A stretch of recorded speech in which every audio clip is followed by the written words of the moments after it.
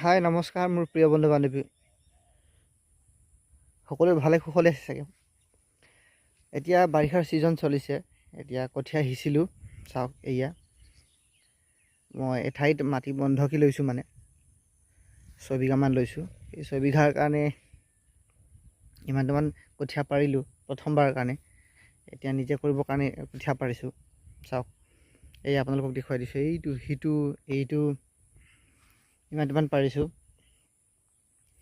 এতিয়া আপোনালোকৰ পাৰিছেনে পৰা নাই মই সেইটো নাজানো। এতিয়া বাৰিষাৰ ছিজন হয়, কঠীয়া পৰাৰ ছিজন হয়, পাৰিছোঁ আমি। এতিয়া আগতীয়াকৈ ধান ৰুবৰ কাৰণে আমি এনেকুৱাকৈ আগতীয়া কঠীয়া পাৰিছোঁ। বাৰিষাৰ ছিজনত খেতি কৰিতো সকলোৱে ব্যস্ত হয়। সেই মুহূৰ্ততে মই ব্যস্ত হ'ম বুলি পথাৰত কঠীয়া পাৰিলোঁ।